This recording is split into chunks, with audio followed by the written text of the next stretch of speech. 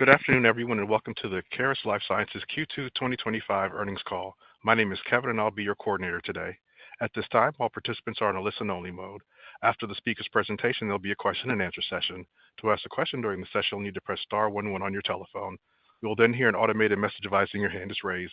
To withdraw your question, please press star 11 again. Please be advised today's conference is being recorded. I would now like to hand it over to Narendra Chokshi with Caris. Please go ahead. Thank you, Operator. Earlier today, Caris Life Sciences released financial results for the quarter ended June 30, 2025.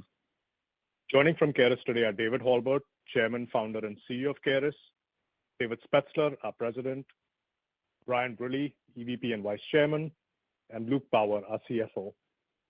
Before we begin, I'd like to remind you that during this call, management will make forward-looking statements within the meaning of federal securities laws. These statements involve material risks and uncertainties that could cause actual results or events to materially differ from those anticipated. These risks are discussed in our SEC filings, including our prospectus filed with the SEC in connection with our IPO and our quarterly report on Form 10-Q to be filed later today. Caris disclaims any intention or obligation to update or revise financial projections and forward-looking statements, whether because of new information, future events, or otherwise, except as required by law. The information in this conference call is accurate as of the live broadcast. This call will also include a discussion of non-GAAP financial measures, which are adjusted to exclude certain specified items. The reconciliation of these non-GAAP financial measures to the most directly comparable GAAP financial measures are available in the press release issued today. A copy of today's presentation materials can be found on our investor relations website. I will now turn the call over to Brian. Thanks, Narendra, and thank you all for joining our second quarter 2025 earnings call. This is our first earnings call post our June IPO, and we're very enthusiastic to begin reporting our results publicly. I'd like to start this call by expressing our gratitude to all of our investors who participated in our recent IPO, as well as the investors who have supported our previous private financings over the past 7 years. The IPO was a significant milestone for us. We were deliberate about waiting for various elements of our strategy and platform to be in place before going public. We are pleased to finally be public, and we believe that we are in the very early innings of our company's remarkable journey. As Narendra mentioned, we're joined today by David Halbert, our CEO and founder, who had an exceptional run previously as CEO and founder of Advanced PCS. Without David's vision and personal funding, we would not have been able to build Caris Life Sciences with a truly long-term and strategic perspective. Dr. Spetzler, Luke, and I will present our results, and all four of us are available for questions after this presentation. Let's start with our mission on slide 2. We are focused on delivering on our founder's mission of making precision medicine a reality. We believe that the breadth, depth, and scale of our tech platform, whole exome and whole transcriptome, in one universal assay is a highly important competitive edge, both from the perspective of providing optimal clinical utility, but also the generation of uniquely valuable data. Moreover, our Caris Assure blood assay is designed to provide the same technology across the continuum of cancer care, including therapy selection, MRD, monitoring, and early detection. Our long-term strategic perspective and the early investments we made in our tech platform have enabled the results that we are pleased to present today. We've had an outstanding first half of the year and second quarter, with second quarter total revenues increasing 81% year over year to $181.4 million. As shown on slide 3, this result was driven by strong performance from both clinical profiling as well as pharma R&D services. Molecular profiling services revenues increased to $162.9 million, representing an increase of 86% year over year. And pharma R&D services increased to $18.5 million for growth of 49% year over year. On slide 4, with respect to molecular profiling revenue, you can see the remarkable increase of 86% year over year, which is driven by consistent growth in clinical case volumes, as well as very strong growth in clinical ASP.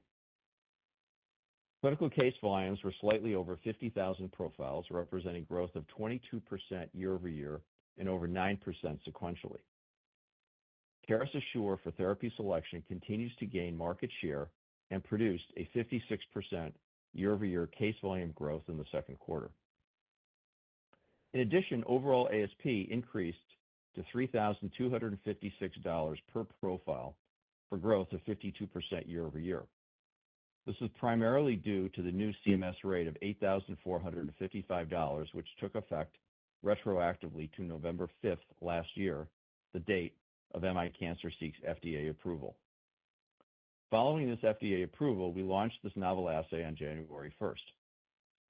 My Cancer Seek is the only FDA-approved tissue assay on the market which features whole exome, whole transcriptome, and its adoption has been excellent.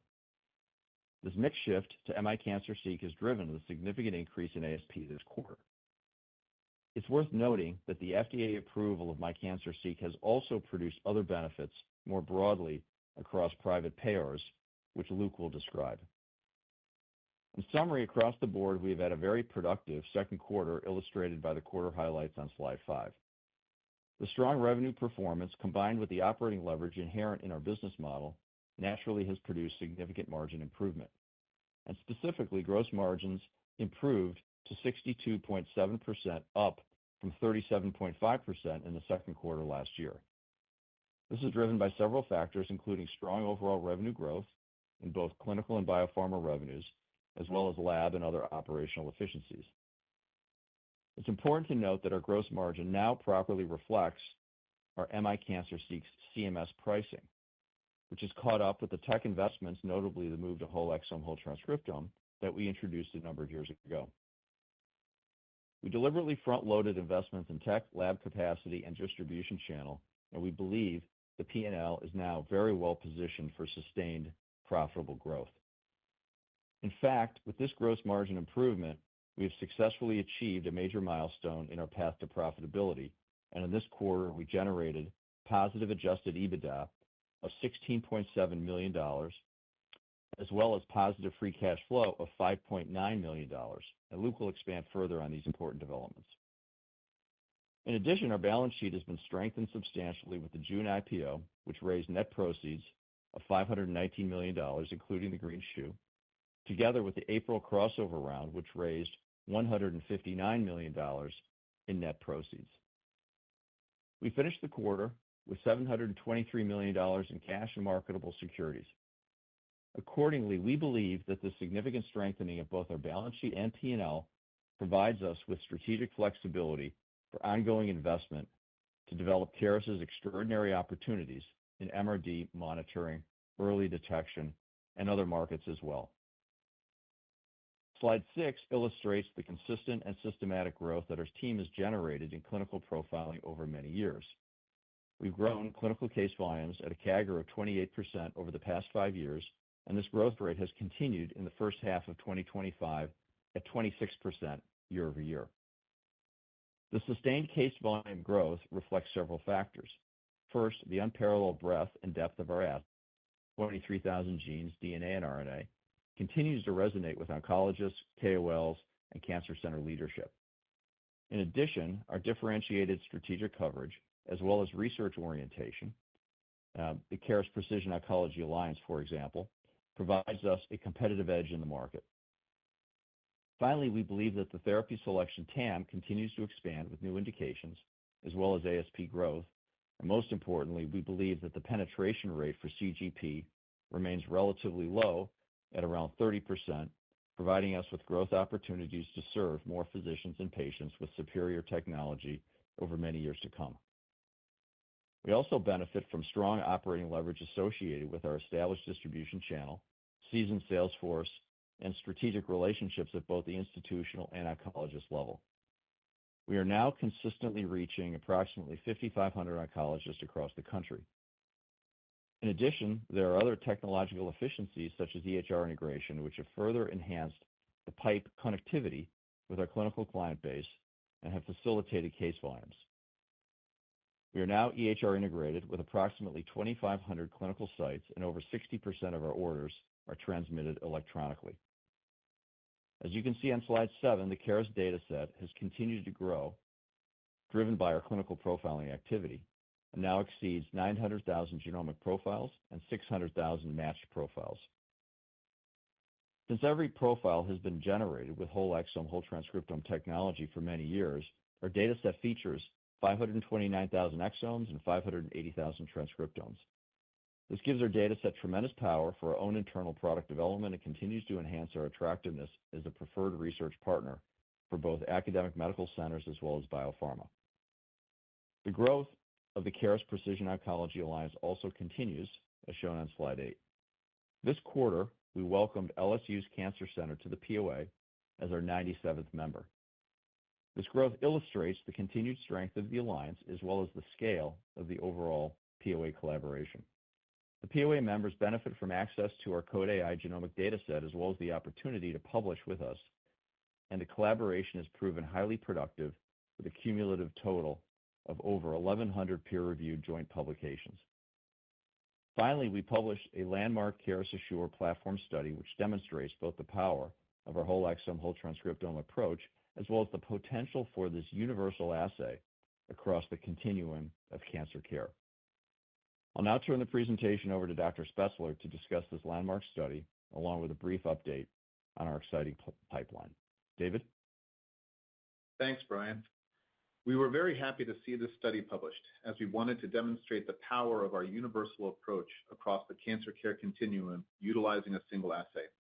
I will touch on some of the highlights from our approach, and these are reflected on slide 9, which also incorporates AI-powered insights that leverage 9 distinct feature sets, including liquid biopsy-specific features like fragmentome, motifome, entryome, positionome, new, and positionome TF. For therapy selection, we observed high concordance, a PPA of 93.8%, PPV of 96.8%, in detecting driver mutations from blood samples compared to matched tumor tissue, especially with chip subtraction. In minimal residual disease and monitoring, the platform accurately predicts disease recurrence, with patients predicted to have an event showing significantly shorter disease-free survival, with a hazard ratio of 33.4, a p-value less than 0.005 for MRD, and a hazard ratio of 4.39 with a p-value of 0.008 for monitoring. Importantly, this is achieved through a tumor-naive approach, removing the need for prior tumor tissue sequencing. The publication will support continued engagement with MolDX on MRD reimbursement for CRC, and I'll provide an update on this in a few moments. For early detection, our platform demonstrated sensitivities for stages 1 through 4 cancers of 83.1%, 86%, 84.4%, and 95.7% respectively, all achieved at a high specificity of 99.6%. We believe these sensitivities compare very favorably against all other industry data. Again, it was great to get the study published and demonstrate the strength of Caris Assure as our universal assay, and our unique approach allows us to learn from all clinical samples in developing our pipeline, as this flywheel allows us to be efficient with our R&D resources, which can be seen by our R&D spend remaining flat year over year. We also had a productive past few months on the publication front, and we have highlighted some of these on slide 10, along with a summary of the purpose of the publication.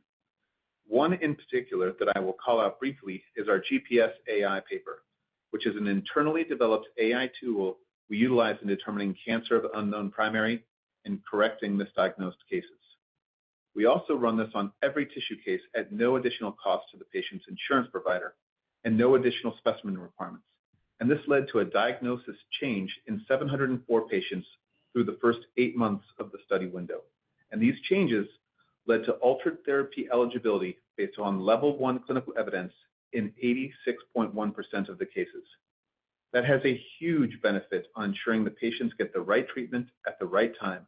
And we believe, as we continue to leverage our best-in-class data set, that these AI tools will become more and more prevalent and continue to make our solutions more proprietary and ultimately providing better outcomes for patients across the whole care continuum.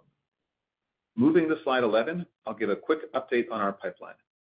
As demonstrated by our existing solutions, we always take a comprehensive approach when developing new solutions, which is driven by the mom rule, treating every patient as if they were your mom. And everything on this slide continues to demonstrate that with some exciting advances.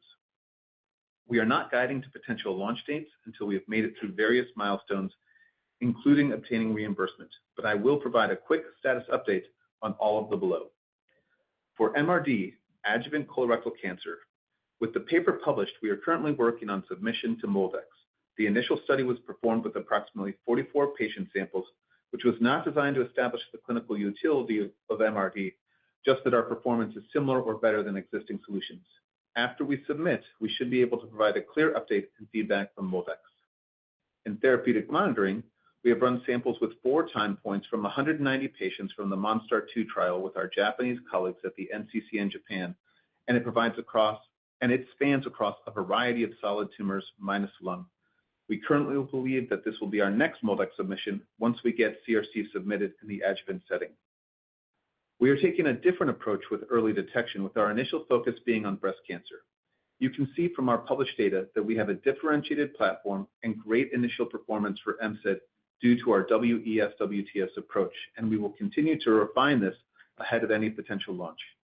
We do not currently plan to seek third-party reimbursement for this and would initially launch as self-paid with either a commercial partner or through our existing distribution channels. Our heme assay will be whole genome and whole transcriptome, leveraging our experience in solid tumors. We are very excited about this and the potential impact this can have on patients with hematological malignancies.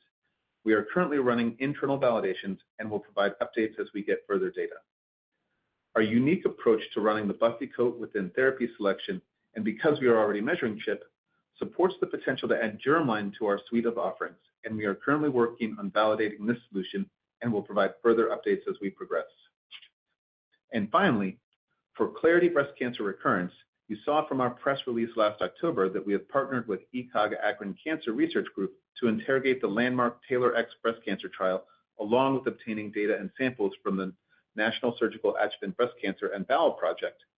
As part of this, we have completed sequencing about 8,000 samples that were initially used in the original TAILOR-X trial, and we are developing a digital pathology solution from this data that could have potential in determining the expected breast cancer recurrence in the ranges of 1 to 15 years. Similar to the above, as we progress, we will provide further updates publicly. You can see there is a lot we are working on, and we are very excited for the next phase of our pipeline and utilizing our vast data set that Brian mentioned earlier. I will stop there and now pass it over to Luke. Luke? Thanks, David. Brian mentioned some of these already within the highlights, and as you can see within our earnings release, we've also provided a summary metric table that will cover a lot of these points, so I'll be relatively brief ahead of opening it up to questions. Moving to slide 12, starting with revenue, from a year-over-year performance standpoint, we had exceptional organic revenue growth in the second quarter, with total revenue growing 81.3% versus Q2 of last year. And this was led by our growth within the molecular profiling business line, which saw a 85.9% growth over the prior year. There are 2 factors driving this growth. Obviously, our volume continues to be strong across therapy selection due to the great work by our sales teams, but the key driver was our improved reimbursement, which was driven by FDA approval of MyCancerSeek and the associated reimbursement uplift with that on our tissue solution, along with additional progress and true-ups on Caris Assure for therapy selection. And these ASP walks and true-ups are reflected on slide 13 for additional reference. As Brian stated earlier, we launched MyCancerSeek at the start of the year, and we've been able to ramp up the volume from this solution as we progress through the first half of 2025, with MyCancerSeek representing approximately 78% of our tissue cases in Q2, which was up from 54% in Q1. This has allowed us to get to an ASP north of $3,000 a case quicker than expected, and provides a great tailwind as we transition into the second half of the year. We continue to see excellent progress with national commercial payers due to medical policy updates and medical policies that cover FDA-approved assays, which has facilitated additional contracting. We also saw good progress on our pharma line of business, which grew 49.1% to $18.5 million for the quarter. Our goal for pharma is to enter into long-term partnerships that are multi-year, and that continues to be our focus going into the second half of the year. These revenue numbers obviously had a very positive impact on our gross margin for the quarter, which was 62.7% and up from 37.5% in the second quarter of 2024, and was the result of the excellent work by our lab teams in maintaining operating efficiencies with the increased volume, along with the ASP improvement and the pharma revenue growth. We'll also see this great trend on slide 14, and we believe with the step up in ASP and our initial revenue guidance that we can achieve our goal of getting to 60% gross margin for the full year of 2025, which would be an increase from 43.4% that we had for 2024. From an operating expense standpoint, we continue to demonstrate excellent operating leverage, and the 26% ramp year over year was primarily driven by stock compensation and RSUs that vested upon the completion of our IPO, with stock compensation expense contributing $23.8 million of the $27.1 million increase reflected on this slide. With the IPO, you'll also see in this quarter that we had some large one-time material non-cash transactions that hit our net loss and our EPS. And these were the results of the conversion or exercise of the various equity instruments to common stock upon our IPO, and we've called these out in our earnings release. Since these have now all converted to common stock, we do not expect this sort of unusual transaction to occur going forward. The last item I'll comment on from this slide before jumping to the guidance slide is free cash flow. Q2 was great in this regard as we achieved positive free cash flow for the quarter in the amount of $5.9 million. And this was aided by getting all our payments cut up from Medicare, which I'm happy to say has been completed, and this catch-up is disclosed in our earnings release. Those who are familiar with our history will know that we achieved free cash flow break even before back in 2018. But in late 2018, under David's direction, we purposely undertook the goal of developing our whole exome and whole transcriptome platform, which, while more expensive, followed our philosophy for being patient first, regardless of cost, since we have always believed that more information is more power, and we wanted to provide more power to patients and their physicians in the battle against cancer. So while we have some catch-ups in Q2 on the payment side, you can still see the dramatic improvements we've made in cash burn by comparing the first half of this year with a free cash flow burn of $28 million versus the first half of last year, when we had $141 million of free cash flow burn. We also believe that as we transition to the second half of the year, that we'll continue to show improvement, with our goal for the remainder of the year being able to control our burn and achieve positive free cash flow, along with continuing positive adjusted EBITDA, while also continuing to pursue the exciting pipeline that Dr. Spetzer discussed earlier. And finally, wrapping up, jumping to slide 15, I'll give a brief update on guidance. As a company, we will initially provide guidance on total revenue and expected clinical therapy selection volume basis. With regards to these, we currently expect our total revenue to be within the range of $675 to $685 million for FY 2025, which would be a 64 to 66% increase over 2024. And I expect our clinical therapy selection volume to be within 19% to 21% growth for the year. I will wrap up there, and with that, we'll now open up the call to questions. Operator, over to you. Thank you, ladies and gentlemen. If you have a question or a comment at this time, please press star 11 on your telephone. If your question has been answered or you wish to move yourself from the queue, please press star 11 again. In the interest of time and to allow everyone to participate, we ask that you limit yourself to one question and one follow-up. We'll pause for a moment while we compile our Q&A roster.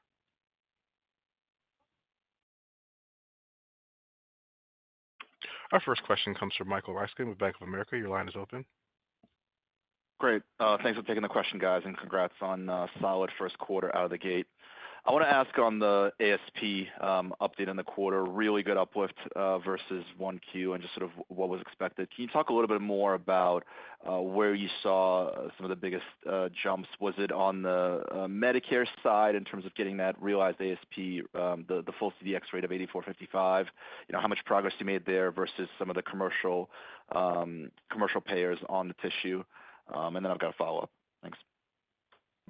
Yeah. Hey, Mike. It's Luke. So the key thing that drove the ASP for tissue was primarily kind of what we disclosed, the 78% of our tissue cases. That was kind of the number one driver. We did get kind of everything cut up for Medicare, and it's operating kind of as expected. So that was great. And then the other uptake was on the commercial side. So right now, through the first 6 months of the year, we've contracted and we've had covered lives greater than 170 million so far in the first 6 months, which is a testament to kind of the great work our market access team has done. So that's kind of driving the uptick and kind of better than expected for Q2. Okay. And if I look at the guide you issued for the year and sort of where you're exiting 2Q, it assumes, you had a big jump 1Q to 2Q, especially on the ASP front, a little bit more on the volume. It assumes a much more almost linear or almost flat sequential, both on volumes and ASPs to hit that midpoint of around $680 million. To just talk to the conservatism embedded there, an ability to, again, drive ASPs a little bit higher as you go through the year? Yeah, there's definitely opportunity to drive it higher. Obviously, we've only had about 4 months of payments so far flow through at MyCancerSeek. So similar to kind of our science approach, the more data you get, we'll believe we'll have greater insights and greater opportunity to drive that further. But we're kind of waiting for the collections to come in. The way the model is kind of built from an ASP standpoint, because we disclose both our tissue and blood separately, I'll provide kind of what those numbers are. So when we guide to, and what I'm going to do as a guide going forward is I'm not going to include any true-ups or anything. So our results for Q2 obviously includes a little bit of a true-up, $7 million true-up for tissue and about a $4.6 million for blood.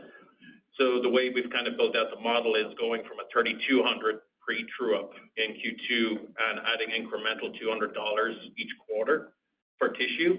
And then for blood we had a good catch-up in Q2, but going from the base, which is about $1,900 pre-true-up, you're kind of incrementally going up 150 to 200 in each of those quarters as well. So that's kind of how we built it up. And then with regards to volume has been great for the first half of the year. We kind of entered the year being more kind of high teens, mid to high teens from a therapy selection standpoint. Obviously, as Dr. Spencer has gone through, we have a lot of stuff in the pipeline that we're working on. So from a guide standpoint, I'm going to kind of maintain that mid-teens, high teens just going forward. But the great thing about the first half of the year is seeing that re-acceleration in our tissue growth. Obviously, last year was about 14%. It's about 19% for the first half of the year. So that was definitely very positive. We think we can continue that momentum into the second half of the year. Okay. The comments on the true-up are helpful as well. And then one last one for me on the profitability. Congrats on the adjusted EBITDA positive right out of the gate. If I just take your comments on gross margin and how that should be sustainable going forward, looks like you should be able to stay adjusted EBITDA positive the rest of the year and go forward. But just any clarity you can provide on that in terms of R&D or sales and marketing, any OpEx spend in the second half of the year that would prevent you from staying positive adjusted EBITDA? And I'll stop there. No, Mike, I think we've crossed that bridge now. So obviously the goal for us is not to maximize our profits or hoard cash or anything like that. We have a lot of exciting things we're working on, so that's the focus. But we don't expect to go back now that we've crossed that bridge in Q2. Great. Thanks. One moment for our next question. Our next question comes from Dan Brennan with TD Cowen. Your line is open. Great. Thanks for the questions. Maybe just sticking on the tissue volume. Luke, since you just kind of addressed it, the acceleration in the first half of the year to 19% versus 14% last year. Could you just, I know you touched upon some of the factors, but pretty impressive. Could you just walk through again kind of what is driving this big pickup and why do you think that's sustainable for the rest of the year? Yeah, I think there's two components to that, Dan. So obviously last year, we did a big launch with our Assure product, and it was quite unique. Obviously, we have the Buffy coat there with the liquid, and it was a lot of education for the field and for physicians. So we kind of worked on that last year. What we're seeing this year is obviously the FDA approval is helping quite a bit with that kind of acceleration. And obviously the renewed focus from the sales team on both, now having both products kind of up and running this year, I think has benefited us. So going into the second half of the year, again, we kind of started the year with that kind of mid to high teens. So that's what I'd probably guide to in the second half, with hopefully some upside, but I don't want to guide there. Yeah, and Dan, I would add that the macro here we feel very good about. I mean, this market continues to evolve. The TAM is large and growing. It's growing with adoption and education of the physicians. It's going to earlier staging, ASP growth, all of the things you've observed before, and the penetration rate is still relatively low at about 30%. So that's the market. And then as it relates to us, we feel like we have a highly differentiated platform. The technology is really being appreciated by the marketplace, and our channel is quite special as well with the POA and other features. So we feel great about tissue, therapy selection, blood, all of those things before you get to the pretty exciting product pipeline. Great, thanks for that. And then just maybe one more, just back to price, since it is so important. Just, I know, Luke, you mentioned the number of covered lives on the commercial side. Could you just elaborate a little bit, just What have the conversations been like as you engage with some of these big national payers? Have you had any headwinds on that front, any pushback, and just kind of confidence in that progress continuing in the back half of 25 and into 26? Yeah. So Dan, the 170 million covered lives also includes Medicare. I just want to make sure that that's kind of clarified. Not so far. We actually had very good progress with the commercial component. I think they realize the comprehensiveness of our approach.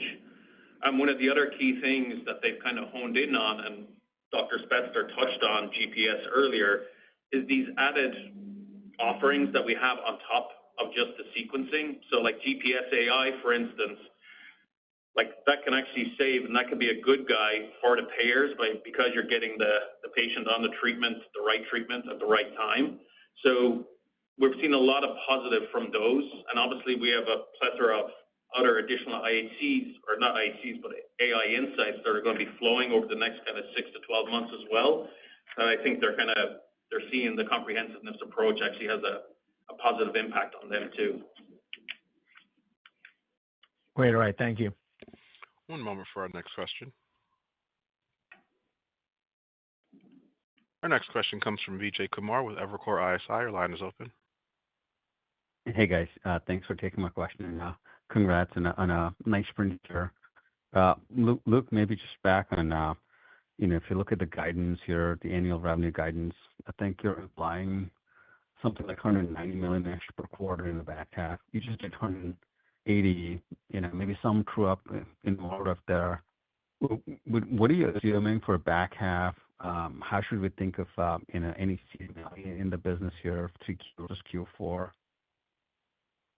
Yeah. So, hey, Vijay. So, like Q4 is normally a bigger quarter for us in terms of pharma. There's always some lumpiness throughout the year, and it's more heavily weighted towards the latter part of the year.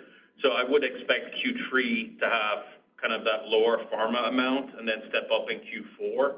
Now, obviously, we have a pretty robust pipeline that we're working with our pharma partners on, so that could change. But right now, that's kind of what we put in the guidance.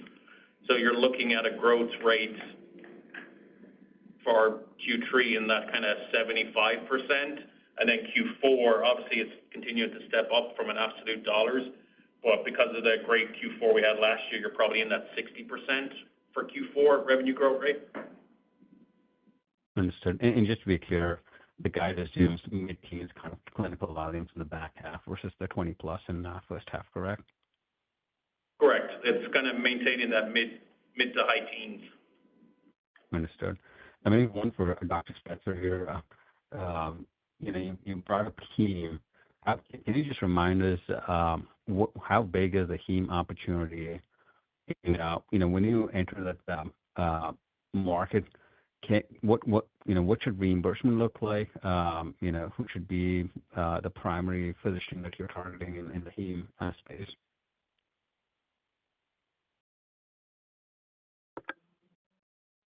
I'll take that one. So for heme, we'll start off with the myeloid disorders. So that's where there's a current LCD from MolDX. So we'll be targeting basically all the indications covered by that existing LCD. It's the same call point that we're calling on today through our existing channel. And then there's a published rate out there for the ChromaSeq assay that you can look at on the MolDX website. So we would anticipate similar reimbursement as to that. Understood. Thank you, guys. One moment for our next question. Our next question comes from Doug Schenkel with Wolfe Research. Your line is open. Hi, thank you. This is Colleen on for Doug. Just a question on OpEx. Are we correct in assuming that most of the R&D spend in the near to midterm will be on the dry lab, more computational based? That should stabilize R&D spend in dollar terms. And are you doing any big studies to support the pipeline that we should be aware of? One thing that's been coming up in recent years also on the OpEx side in specialty diagnostics is that you really need brand recognition and accordingly need to spend on your sales force to grow. Can you potentially dial back on R&D and G&A to support a higher levels of sales and marketing spend over time? Yeah, so I could actually take the first part, and then I'll let David Spetzer answer kind of the studies question. So, Colleen, yeah, so from an R&D standpoint, one of the unique things about us, and it's one of the reasons why Brian and Dr. Spetzer called out the Caris Assure assay, is we've done a lot of this development already. It's one assay across the care continuum, so that allows us to be very efficient as we kind of develop and roll out these future products.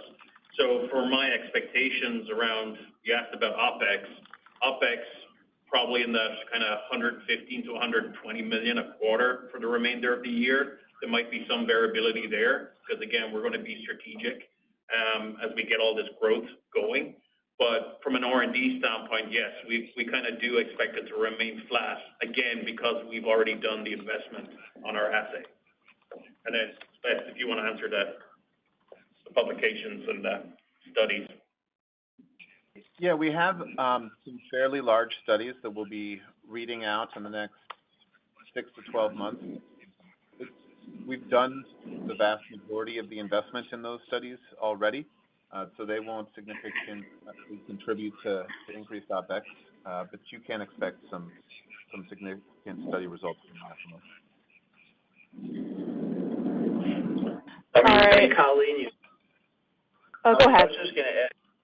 I was just going to add, Colleen, you've sort of pointed to the operating leverage in our business and the sales force, and I think that's a source of leverage and strength of ours. And we've built out that channel over many years, and in fact, our volumes have doubled over the past few years, while the relationship management Salesforce team has been basically flat. So we benefited from that over the past few years. I think that'll continue to be the case, and we may fine tune it a little bit as we add new modalities, et cetera. But the reality is it's that same team that has deep relationships into the cancer centers, the institutions, and the individual oncologists. So that will, I think, serve us well. And they're looking for the next set of assays and capabilities from us through that same channel. Thank you so much. One moment for our next question. Our next question comes from Sebastian Sandler with J.P. Morgan. Your line is open. Hey, this is Rachel Vattenstall from J.P. Morgan. Needed just to dig into the blood performance there. So you guys saw a nice step up in volume. So can you walk us through what type of color did you really see on that blood therapy selection launch, and where are you seeing the traction? Is it in new accounts, or is it existing tissue customers adding a complementary blood test? And then can you give us an update on what is the attachment rate that you guys are seeing between blood versus tissue? Yeah, so Rachel, it's kind of a mix of both. So obviously it's our existing accounts that are utilizing us for tissue and that are kind of switching over. And then it's also new accounts that we're kind of penetrating. So for us, like one of the key things we're also tracking is obviously the updated guidelines around concurrent testing as well. So far for Q2, for example, like for our blood cases, about 35% of those are also had tissue done. Again, in accordance with the guidelines. So we are seeing some uptick in that, especially around lung in particular. So that's kind of where we're seeing the volume coming from. I think one of the key catalysts for us going forward is obviously right now our assay is not in New York State. It's not New York State approved. So that's a catalyst we're working on right now to get that submitted. Hopefully over the next kind of 6 to 12 months, that will kind of continue to build on that. So it's existing plus kind of new accounts. It's a bit of a mix. Great, that's helpful. That just really follow up regarding the pharma R&D services business. You guys saw a nice step up there in the second quarter. So how should we think about growth within pharma R&D in the back half of the year? And then can you just spend a minute talking about what you're seeing in terms of your customer environment and how that sales funnel is looking in light of some of the policy headlines we're seeing in pharma across, tariffs, MFN, IRA, things like that? Yeah, so as I said earlier, Rachel, I think it's more weighted for us, like our pipeline is more weighted for us in kind of Q4 than Q3. We do have a lot kind of working through our pipeline right now. Again, we've been generally kind of more clinically focused. That's been our history, and that's what we've been focused on. So that's why pharma revenue and R&D revenue has been in that kind of 10% range. So I definitely think going into the second half of the year, we'll see some uptick there, especially against the first half of the year. But it'll be more along the pillar of data plus kind of our CDX pillar as well, is where I expect the kind of growth to come from. Perfect. Thanks, guys. One moment for our next question. Our next question comes from Patrick Donnelly with Citi. Your line is open. Hey, guys. Thank you for taking the questions. Maybe one on the pipeline side, obviously MRD, big, attractive market. You guys talked a little bit about that. Can you just talk about the strategy there? Obviously some bigger players, some first mover advantage, how you're going to compete there, what the right way to think about timelines is, and just the commercial strategy would be helpful as we think about the pipeline here. Sure. So our MRD offering, I think, is unique in that it is the same assay, whole exome, whole transcriptome, and tissue naive. So our turnaround time is the same as our current therapy selection for liquid biopsy. And there are some important components that we're able to report out besides just MRD positive, negative. So, for example, when the patient is MRD positive, we include all of the mutations that we've found that could indicate what therapies are more likely to be beneficial and less likely to be beneficial. We also include the germline component that we found. So when there are incidental germline findings, we're reporting those out. And the chip mutations, which can have other health impacts and effects. So in terms of how we're positioning it, it's a much more comprehensive solution than anything that exists out there today. And we're not guiding on timeline. There are too many factors outside of our control for that. Understood. And then maybe one just on the commercial payer side, obviously pretty important as we think about the ASP and revenue build going forward. It seems like great traction here post the approval. Can you just talk about how things are trending relative to your expectations, and then just how we should think about more payers coming on board over the next few quarters as we just build that ASP again? The commercial is obviously a big piece of the step up as we think about getting into next year. Thank you, guys. Yeah, Patrick. So, it's been trending very positively. So we do expect, some of the bigger national contracts that we've signed already will start to play out now, starting in the second half of the year. So, personally, I think we're a quarter or two ahead of kind of our initial expectations going into the year. So we'll get more information as we progress into the second half of the year. But I definitely think it's trending positively and kind of a little bit quicker than our initial expectations going into kind of what it should look like next year in 2026. Great. Thank you, guys. One moment for our next question. Our next question comes from Subbu Nambi with Guggenheim. Your line is open. Hey, guys. Thank you for taking my questions. Are there any changes to your interest in or strategy for early cancer detection just based on some recent changes in the market and some potential changes to USPSTF from HHS? Yeah, David, do you want to take that one about our early detection breast and our strategy? Yeah. So our strategy is to start with early detection of breast cancer. As you may know, the performance of mammography is limited, especially in those patients with dense breasts. And so we think that there's a significant opportunity there that doesn't include the diagnostic ambiguity associated with finding a cancer where there's not a clear diagnostic pathway. And so our initial plan is to go after breast cancer because there's a significant clinical unmet need there. Thank you, Scott. And while I have you, what have the KOL reactions been to the recent GPSAI publication? That offering has already been on the market in the first 8 months. The reclassification data was already included in the paper. Do you expect this to be a market share inflection or a driver? Yeah, I think we've already seen improvement with the launch of this one, and it's been on the market for quite a while now. The publication just came out more recently. So, I mean, the number of cases that we've found where we've changed the diagnosis is really quite significant, and those are profound events for the patients.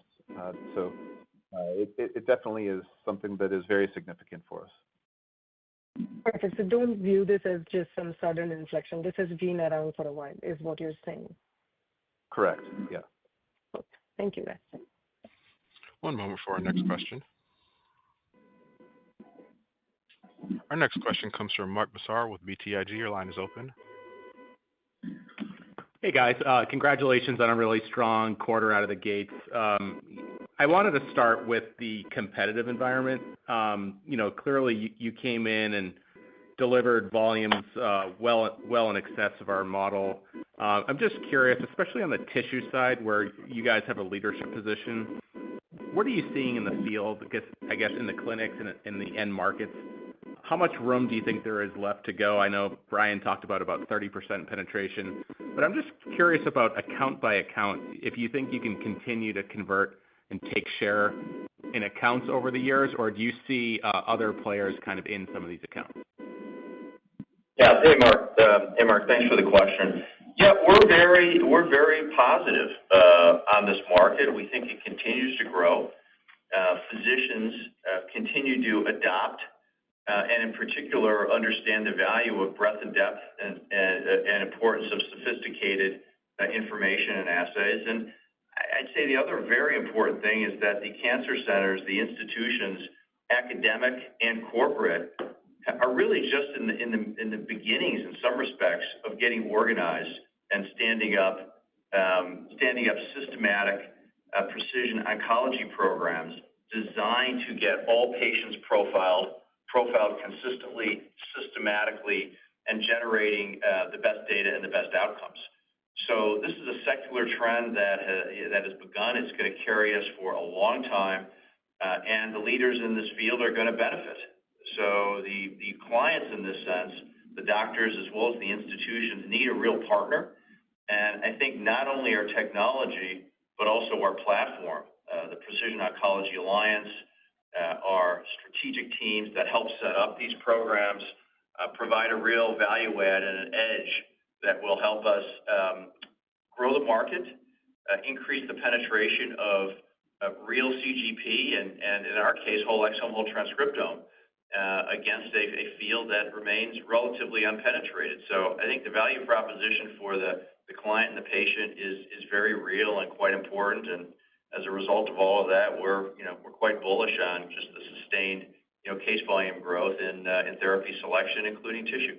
Well, more important than that is our AI insights and the maturity of our data of whole exome, whole transcriptome allow us to provide information that no other company can provide and no other lab could provide. Even if they knew what the signature was, they couldn't provide it because they don't run it. So we're turning something that may appear to you as being generic. It's proprietary and more proprietary every day. Okay, great. And I wanted to ask a question about capital deployment. You've raised a lot of cash, over $700 million of cash in the balance sheet. It's been relatively quiet in the precision oncology space as it relates to M&A. We've seen some licenses and partnerships, but I'm just curious if there was, if there is any appetite for you to potentially bolt on some capabilities. I understand you have plenty to work on organically, but I'm just curious how you would assess the external landscape and priorities with capital. Yeah, Mark, we don't look. We're pleased that our balance sheet and P&L, everything's in great shape. So I think that gives us strategic flexibility to invest and grow the platform. But we've been doing it organically, and we intend to continue doing it organically. And I think that served us very well. So we just don't see anything out there that would be incrementally helpful at all, and it kept our attention very focused. I think it's worked on standing up the best platform with the broadest and deepest molecular information. So I don't see that changing in the near term at all. Okay, great. And then last one for me. You guys have done a really good job on the ASP side and on pricing as well as reimbursement. I just wanted to ask a clarifying question about the 170 million lives. I think you're referring to My Cancer Seek CDx.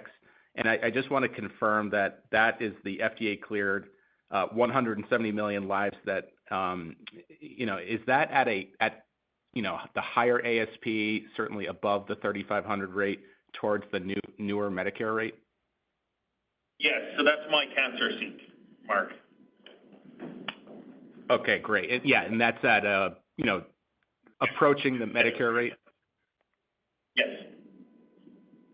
Okay. Thanks, guys. One moment for our next question. Our next question comes from Jack Meehan with Nephron Research. Your line is open. Thank you. Good afternoon. Wanted to talk about Caris Assure, good progress on volume. Can you just give us your latest thinking on timing for FDA approval, and kind of the importance of that, what you're thinking in terms of reimbursement? Thanks. Yeah, we won't guide, Jack. Obviously, we're being very careful there, especially things that are outside our control around timing of FDA approval. But definitely it's an opportunity for us from an ASP standpoint. Our strategy there is to pursue kind of a similar path that we did with tissue. Obviously, with blood, what we would do is we would pursue FDA approval, then go try and get ADLT and kind of price it there. But again, we don't have that in any of our numbers for the remainder of the year. So we'll give updates as we progress there, but no expectation around timeline. Okay. And then, you mentioned a few times during the call, your view, the TAM continues to expand. One of the updates that came out, around ASCO was in breast cancer and this idea of running multiple tests per patient in breast cancer. Was curious, what opportunity you think that might mean for your test, and what you're seeing in the real world in terms of that dynamic.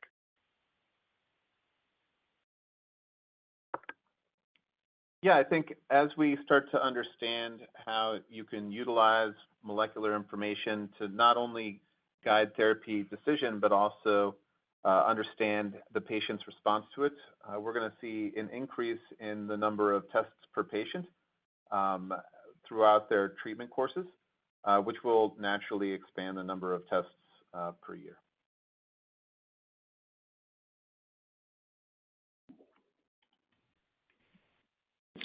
Thank you. I'm not showing any further questions at this time. And as such, this does conclude today's presentation. You may now disconnect and have a wonderful day.